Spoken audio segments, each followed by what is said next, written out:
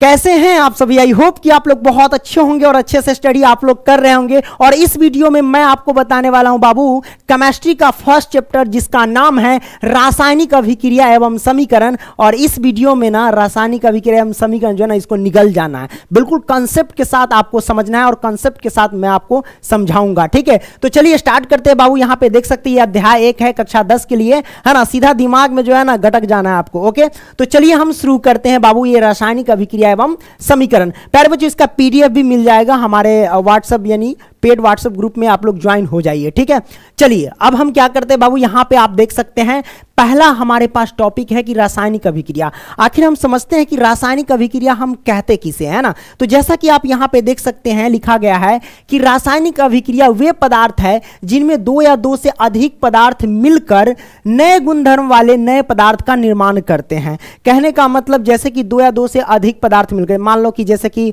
मान लेते हैं कि चावल हो गया, पानी हो गया, ये दोनों मिलकर के यानी दोनों को अगर हम आग देते हैं यानी पकाते हैं तो क्या बनता है, भात बनता है ना। तो वो क्या हो जाएगा बाबू, रासायनिक अभिक्रिया का उदाहरण हो जाएगा। तो जैसे कि आप देख सकते हैं कि मैंने क्या बोला कि रासायनिक अभिक्रिया वे पदार्थ है जिनमें दो या दो से अधिक पदार्थ होना चाहिए और दोनों पदार्थ मिल करके नए गुणधर्म वाले पदार्थ का निर्माण कर देता है, उसे ही हम रासायनिक अभिक्रिया कहते हैं। जैसे कि उदाहरण में आप यहां पे देख सकते हैं, जैसे कि हाइड्रोजन है, हाइड्रोजन क्या है, ये गैस है। ऑक्सीजन क्या है, ये गैस है ना। दोनों मिलकर के क्या चीज का निर्माण किया बाबू, तो H2O यानी जल का निर्माण किया है, जो कि जल क्या होता है, लिक्विड होता है। ठीक है, तो कहने का मतलब आप देख सकते हैं दो या दो से अधिक पदार्थ है, मतलब यहां पे दो पदार्थ है, दोनों ने मिलकर के किसका निर्माण किया बाबू, जल का निर्माण किया। और जल का गुणधर्म अलग होता है क्योंकि ये हाइड्रोजन गैस है और लिक्विड ऑक्सीजन क्या है, गैस है। इन सबका गुणधर्म अलग है और ये जल का गुणधर्म अलग है।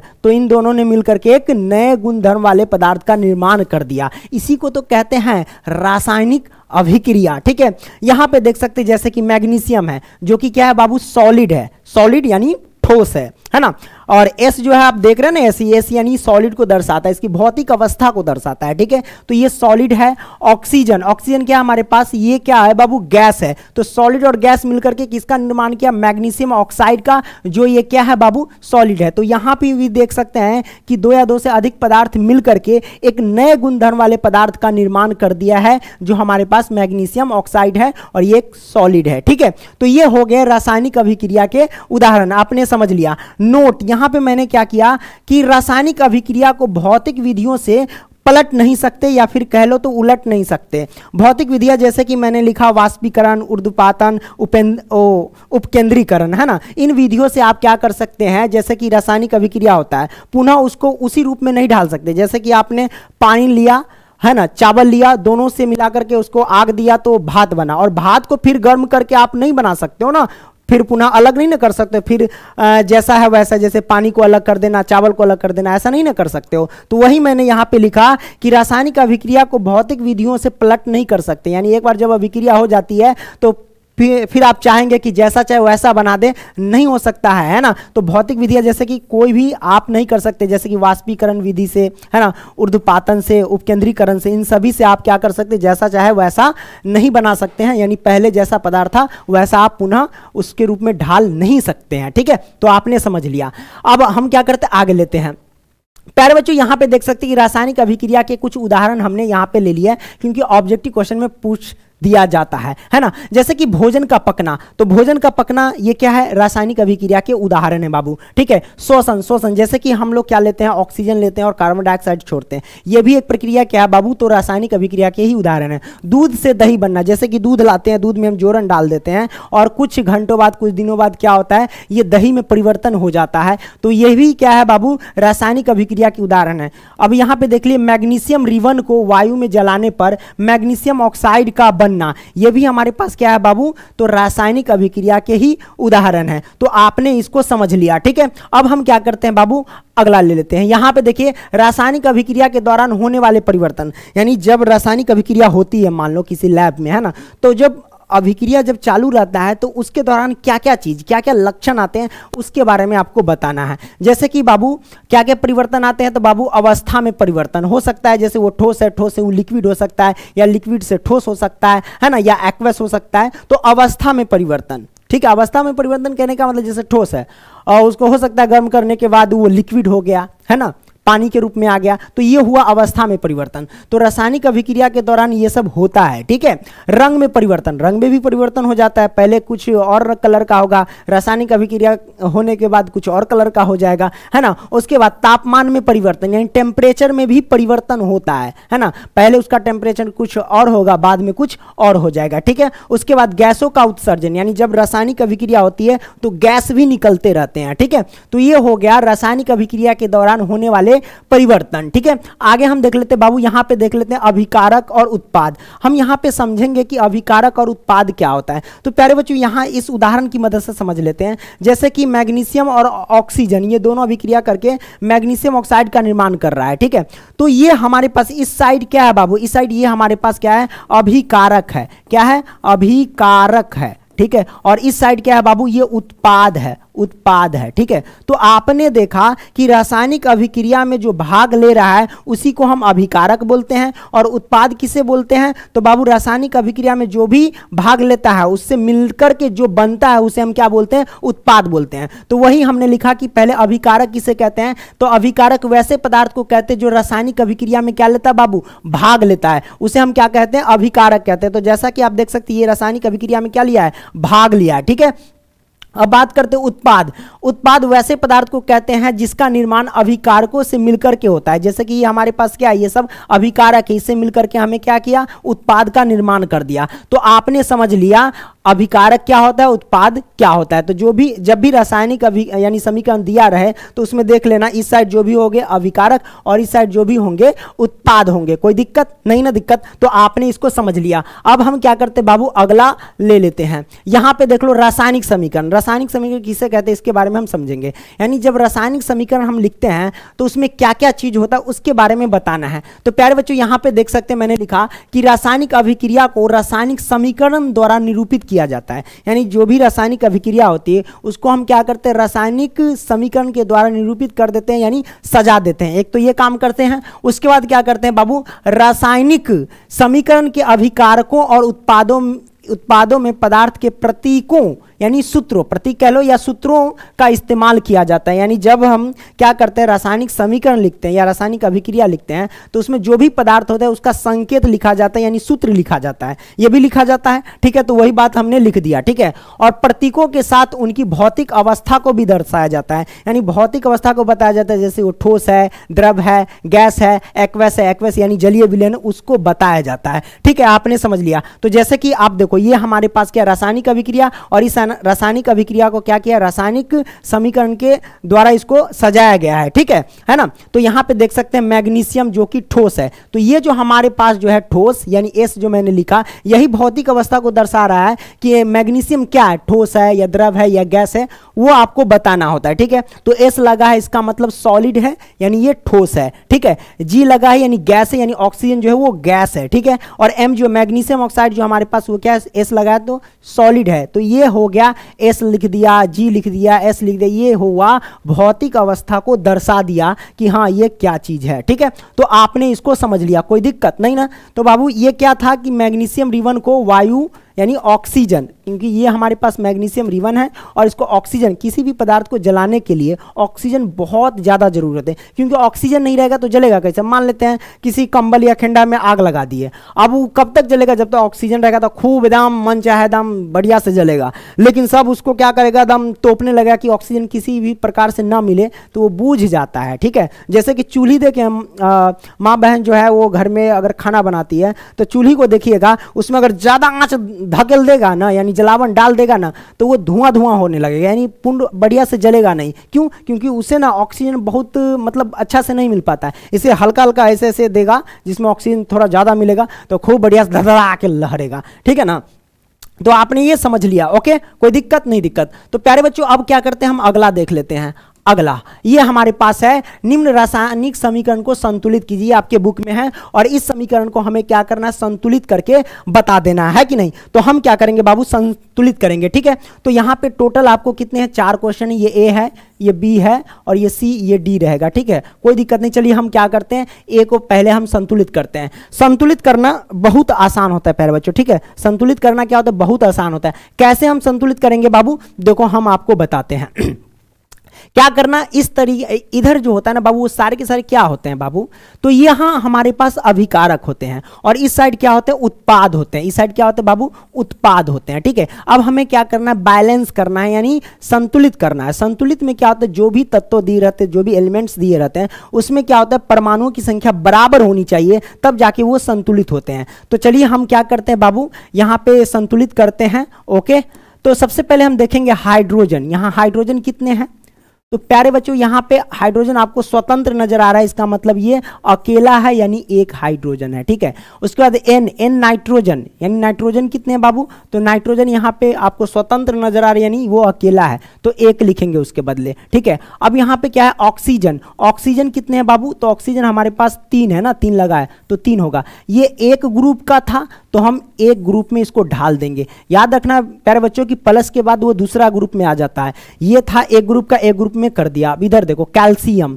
कैल्शियम कितने हैं बाबू, यहाँ पे कैल्शियम देखो ये स्वतंत्र अकेला है, यानी एक है, ठीक है। अब उसके बाद ऑक्सीजन कितने हैं और हाइड्रोजन कितने बाबू, तो याद रखना इसमें जो है ना एक छिपा रहता है, ठीक है, और इसके भी नीचे एक छिपा रहता है। ओके, इस बात को ध्यान रखना। तो हम क्या करेंगे, यहाँ ऑक्सीजन कितने हो जाएंगे बाबू, तो यहाँ पे देख लो ऑक्सीजन जो हो जाएंगे ना, ये 2 यानी हॉल्टवाइज है ना, CaOH का हॉल्टवाइज जो आप देख रहे हैं, तो ये हमारे पास 1 से 2 में गुना करेंगे तो ये 2 हो जाएगा, यानी ऑक्सीजन 2 हो जाएगा। उसी तरीके से हाइड्रोजन कितने हो जाएंगे, तो हाइड्रोजन में ये एक छिपा रहता है, ठीक है, तो इस एक में 2 से गुना करेंगे तो ये 2 हो जाएगा, ठीक है। तो मैंने गुना कर दिया, ये मैंने लिख दिया। ये सारे के सारे इस साइड है, तो जितना इधर जो भी हमारे पास एलिमेंट्स है, जितना एलिमेंट्स की संख्या इधर है उतना ही इधर भी होनी चाहिए, तब जाके वो बैलेंस होता है। तो अब हम क्या करेंगे बाबू, यहाँ पे देख लेंगे कैल्शियम, कैल्शियम कितने, एक है, यानी अकेला है। नाइट्रोजन, तो बाबू नाइट्रोजन कितने, ये तो याद रखना यहाँ एक छिपा रहता है, ठीक है।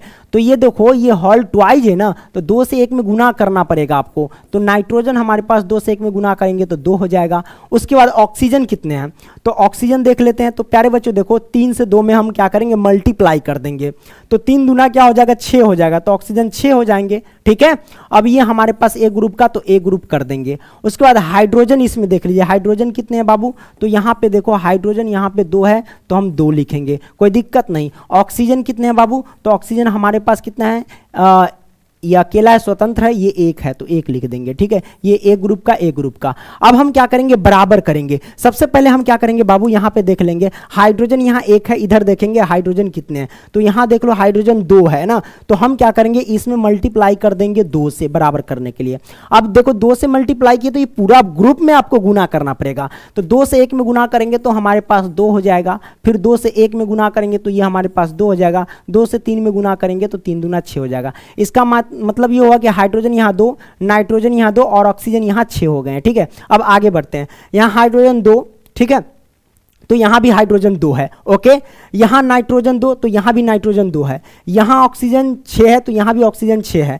यहाँ कैल्शियम 1, तो यहाँ भी कैल्शियम 1 है। यहाँ ऑक्सीजन कितना है बाबू, 2 है ना, यहाँ ऑक्सीजन कितना है, 2, तो यहाँ पे देख सकते हैं ऑक्सीजन यहाँ पे, अच्छा, तो आपको क्या करना पड़ेगा बाबू, यहाँ पे ऑक्सीजन को जोड़ना पड़ेगा। क्यों, क्योंकि यहाँ ऑक्सीजन 6 है और यहाँ ऑक्सीजन 2 है, तो 6 2 कितना हुआ, 8 हुआ ना। अब यहाँ देखिए यहाँ ऑक्सीजन 6 है और यहाँ ऑक्सीजन 1 है, तो 6 7 हुआ, तो इसमें भी आपको 2 से मल्टीप्लाई करना पड़ेगा। अब गुना करते हैं तो कितना होता है देखते हैं। 2 से इसमें गुना करेंगे, 2 दूनी हो जाएगा 4, क्योंकि पूरा ग्रुप में गुना करना पड़ता है। 2 से 1 में गुना करेंगे तो ये हमारे पास हो जाएगा 2। अब हम देख लेते हैं कितना होता है, पूरा हुआ कि नहीं। तो प्यारे बच्चों यहाँ हाइड्रोजन 2 और यहाँ भी हाइड्रोजन 2, तो और 2 2 कितने हुए, 4 हुए हाइड्रोजन। यहाँ 2 है और यहाँ हाइड्रोजन 2, 2 2 कितने हुए, 4, तो इधर हाइड्रोजन देखो यहाँ पे 4 है, तो मतलब हाइड्रोजन बराबर हो गए हैं। नाइट्रोजन यहाँ 2 है, तो नाइट्रोजन भी यहाँ 2 है, तो यानी ये 2 बराबर हो गए हैं, ठीक है, कोई दिक्कत। ऑक्सीजन यहाँ 6 और ऑक्सीजन यहाँ 2, 6 और 2 कितने, 8, तो यहाँ भी ऑक्सीजन 6 है और यहाँ भी ऑक्सीजन 2, तो 6 2 8, यानी ऑक्सीजन भी बराबर हो गया। कैल्शियम 1, तो यहाँ भी कैल्शियम 1, यानी सारा चीज हमको इसमें क्या हुआ, बराबर हो गया। तो अब हम क्या करेंगे बाबू, जिसमें जितना से मल्टीप्लाई किए वो लिख देंगे। तो बाबू इस ग्रुप में यानी HNO3 में हम कितना से गुना किए, 2 से, तो यहाँ पे हम क्या करेंगे बाबू 2 लिख देंगे। ठीक है, हमने 2 लिख दिया। उसके बाद H2O में कितना से गुना किए, 2 से, तो हम क्या करेंगे यहाँ पे 2 लिख देंगे। तो ये हमारे पास क्या हो गया बाबू, बैलेंस हो गया, यानी संतुलित हो गया। कोई दिक्कत ना दिक्कत। अब हम क्या करते हैं, अगला ले लेते हैं, यानी बी को देख लेते हैं। इसमें भी क्या करेंगे बाबू, यहाँ पे सोडियम कितने हैं, सोडियम यहाँ पे अकेला है यानी स्वतंत्र है, 1 है। ऑक्सीजन कितने हैं बाबू, तो यहाँ ऑक्सीजन 1 है यानी अकेला है यानी स्वतंत्र बोले तो 1 है। यहाँ हाइड्रोजन कितने बाबू, 1 है। ठीक है, याद रखना। अब ये एक ग्रुप का तो एक ग्रुप हमने कर दिया। अब इधर देख लेते हैं, हाइड्रोजन यहाँ पे कितने हैं 2 है तो 2 कर देंगे।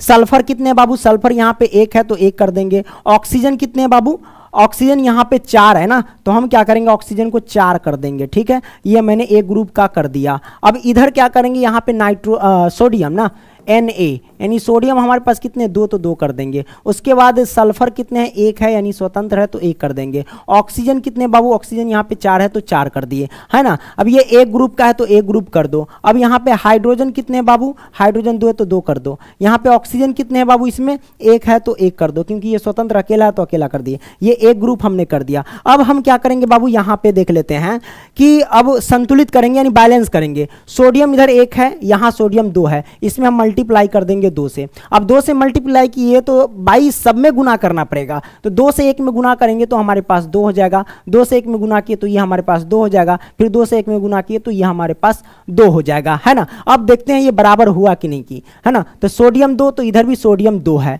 अब यहाँ पे देखो ऑक्सीजन यहाँ 2 है और ऑक्सीजन यहाँ पे कितने, 4 है और ये कि यहाँ 5 है। तो हम बराबर करने के लिए क्या करेंगे बाबू, तो ऑक्सीजन अगर यहाँ पे देख रहे हैं 2 है, इधर 1 है, तो इसको बराबर कर लो। तो इसमें हम क्या करेंगे, 2 से मल्टीप्लाई कर देंगे। 2 से गुना करेंगे तो 2 दूनी ये हो जाएगा 4, हाइड्रोजन 4। 2 से 1 में गुना करेंगे तो इधर 2 हो जाएगा। अब बराबर करके देखो हुआ कि नहीं।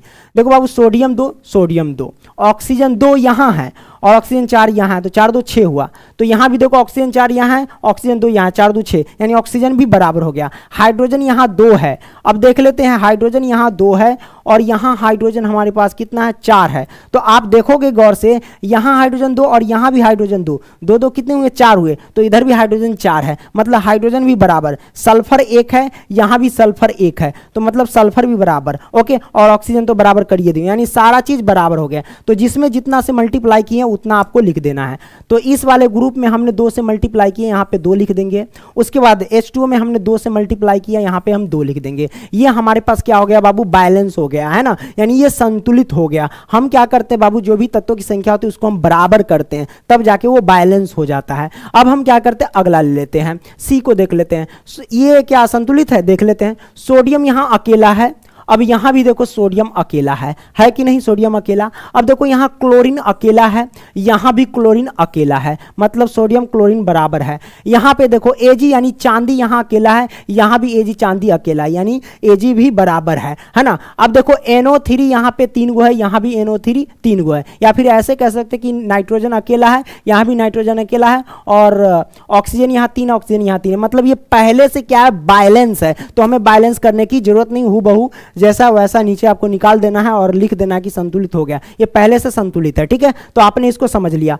अगला चौथा देख लेते बाबू, हमारे पास इसको संतुलित करना है। ठीक है, तो हम क्या करेंगे बाबू, यहाँ पे Ba कितना है, तो बाबू ये अकेला यानी स्वतंत्र है। क्लोरीन कितना यानी Cl कितना है बाबू, 2 है तो 2 लिखेंगे। अब देखो ये क्या करेंगे, एक ग्रुप का है तो एक ग्रुप में हम लिख देंगे। अब यहाँ पे देखो H कितना है, H यहाँ हमारे पास 2 है। S क्या है यानी सल्फर क्या है बाबू, अकेला है ना, तो ये 1 लिखेंगे। ऑक्सीजन कितने हैं, यहाँ पे 4 है तो 4 लिखेंगे। ये एक ग्रुप का हमने कर दिया। अब इधर कर लो Ba यानी बेरिलियम कितना है हमारे पास बाबू, तो यहाँ हो जाएगा 1 यानी 1 हो जाएगा। S कितना है बाबू, तो S हमारे पास स्वतंत्र है यानी अकेला है। ऑक्सीजन कितने बाबू, तो 4 है तो हम 4 कर देंगे। ये एक ग्रुप का तो एक ग्रुप का। अब हम क्या करेंगे, HCl है ना, यानी HCl तो बाबू H हमारे पास कितना है, हाइड्रोजन यानी 1 है ना, और क्लोरीन कितना है बाबू, तो क्लोरीन यहाँ भी 1 है, तो ये एक ग्रुप का कर दिया। अब बराबर करेंगे। ठीक है, क्या करेंगे बाबू, यहाँ पे बराबर करेंगे।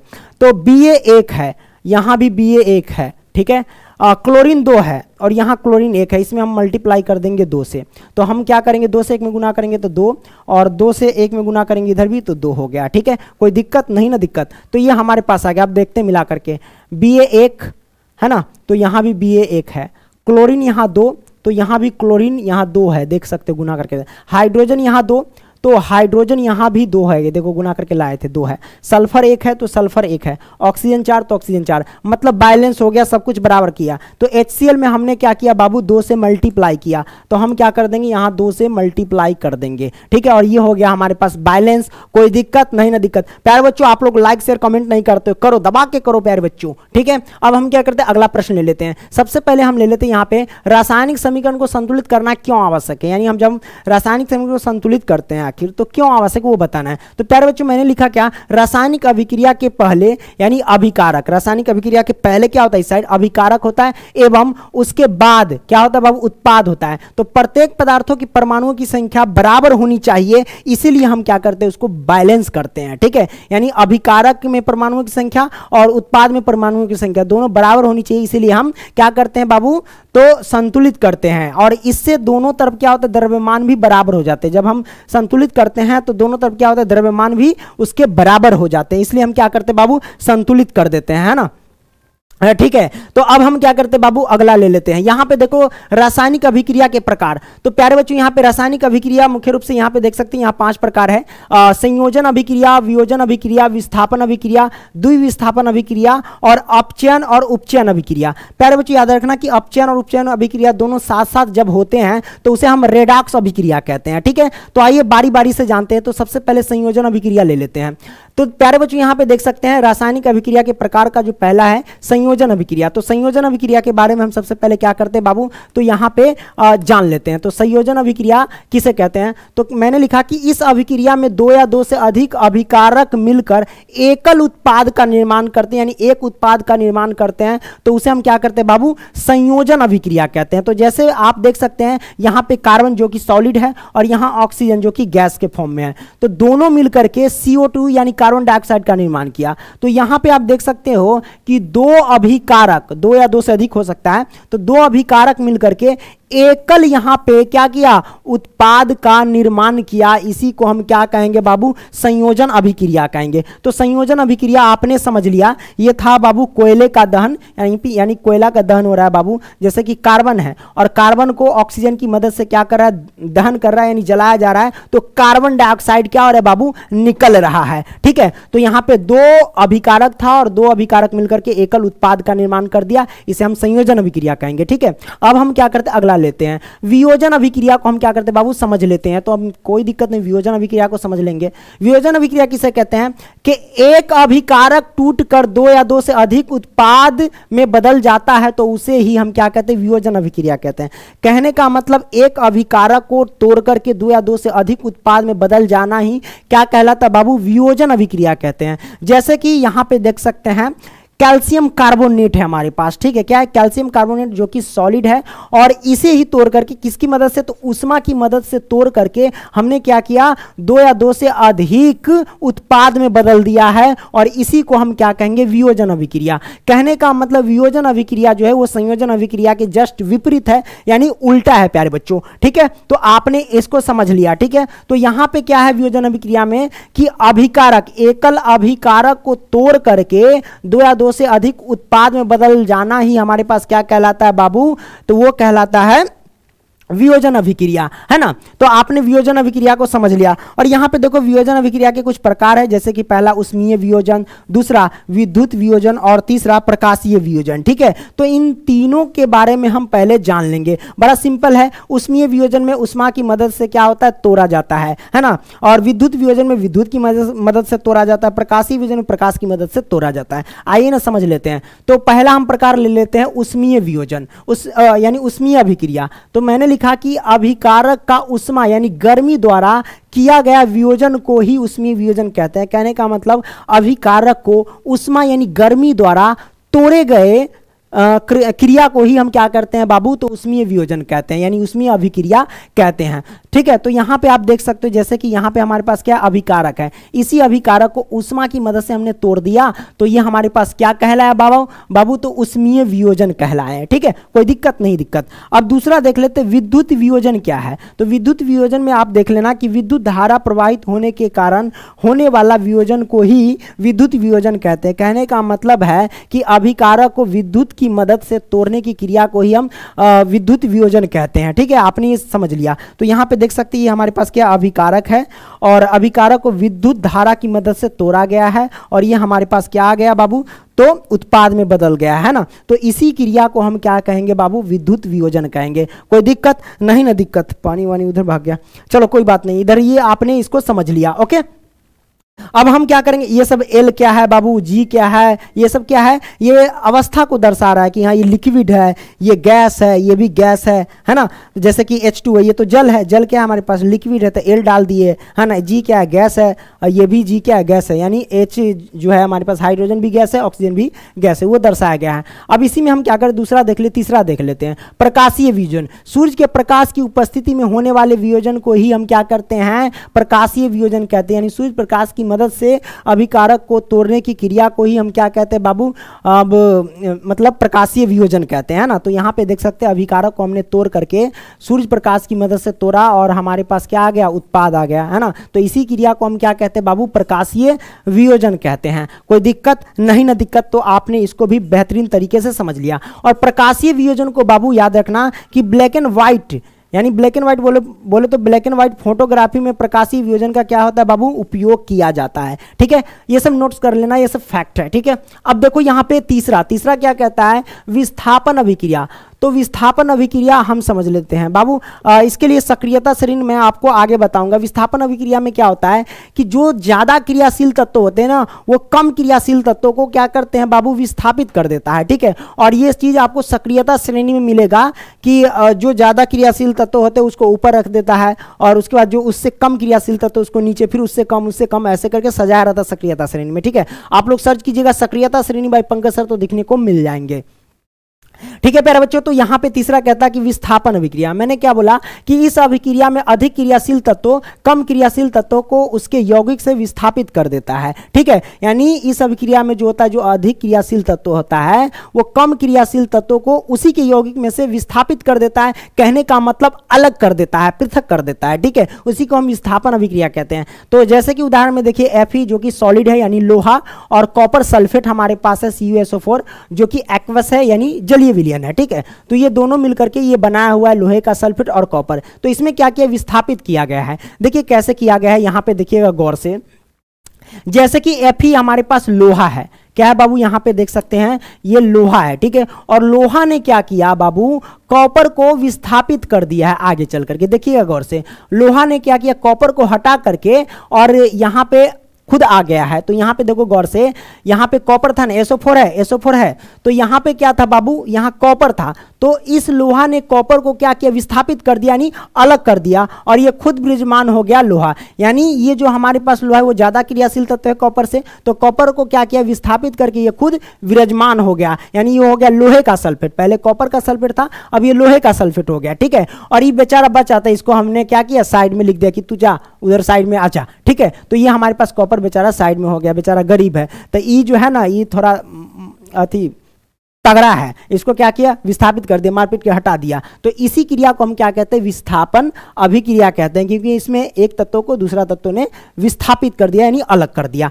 ठीक है, तो आपने इसको समझ लिया। अब हम विस्थापन अभिक्रिया के बाद हम समझते हैं द्विविस्थापन अभिक्रिया। द्विविस्थापन अभिक्रिया में क्या होता है, दो बार तत्व जो होते हैं ना वो विस्थापित होते हैं। तो जैसा कि आप देख सकते हैं यहाँ के सोडियम सल्फेट है जो कि एक्वस है, और यहाँ पे बेरियम क्लोराइड है ना, जो कि ये भी एक्वस है। अभिक्रिया होने के बाद क्या बना, बेरियम सल्फेट और सोडियम NaCl यानी सोडियम क्लोराइड बोले तो साधारण नमक बना। ठीक है, तो यहाँ पे हमने देखा, क्या देखा, तो प्यारे बच्चों यहाँ पे देखिए गौर से, जैसे कि यहाँ पे बेरियम है, बेरियम या यहाँ पे SO4 है, तो बेरियम कैसे आया बाबू, तो यहाँ पे देख सकते हैं कि बेरियम जो है ना, बेरियम ने क्या किया बाबू, सोडियम को क्या किया बाबू, यहां विस्थापित किया हुआ है। क्या किया है बाबू, विस्थापित किया, यानी अलग कर दिया है ना। तो हमारे पास देख सकते हैं कि बेरियम ने अगर सोडियम को विस्थापित करेगा तो क्या बनेगा बाबू, तो BaSO4 बनेगा। तो यहां पे देख सकते हैं BaSO4 बन गया है। ठीक है, एक बार विस्थापित हो गया। फिर यहां पे देखोगे गौर से कि सोडियम सोडियम ने क्या किया बाबू, सोडियम ने भी इसको विस्थापित कर दिया यानी अलग कर दिया। तो जब सोडियम इसको अलग करेगा तो क्या बनेगा, NaCl बनेगा, है ना। तो यहां पे देख सकते हैं NaCl आ गया, ठीक है। तो यहां पे 2 बार विस्थापित हुआ, कितने बार बाबू, 2 बार विस्थापित हो गया, इसीलिए इसको हम क्या कहते हैं, द्विविस्थापन अभिक्रिया कहते हैं, ठीक है। तो आपने इसको समझ लिया, कोई दिक्कत। आइए 5वां प्रकार लेते हैं। 5वां प्रकार क्या है, अपचयन और उपचयन अभिक्रिया। तो अपचयन और उपचयन अभिक्रिया जब साथ में होते हैं ना, साथ में होते हैं, तो उसे हम रेडॉक्स अभिक्रिया है। और ये दोनों जो है ना, अपचयन उपचयन दोनों मिलता जुलता है, बड़ा सिंपल है, इसको समझिएगा गौर से।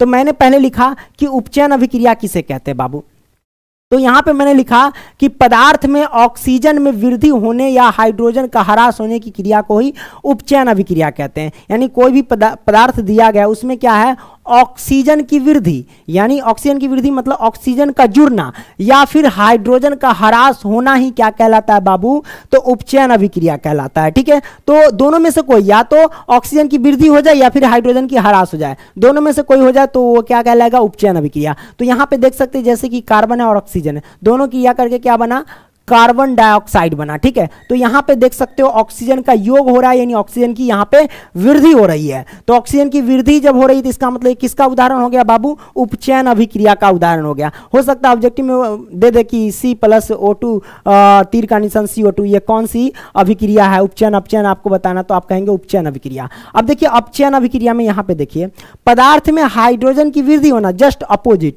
यहां पदार्थ में क्या हाइड्रोजन की वृद्धि हो रही है एवं ऑक्सीजन का ह्रास हो रहा है, यानी ऑक्सीजन इसमें निकल जाता है, योग नहीं होता, ऑक्सीजन की ह्रास हो जाती है, ठीक है। तो यहां पे देखोगे बाबू जैसे कॉपर ऑक्साइड है और यहाँ पे H2 है, दोनों क्रिया करके ये बनाया, ठीक है।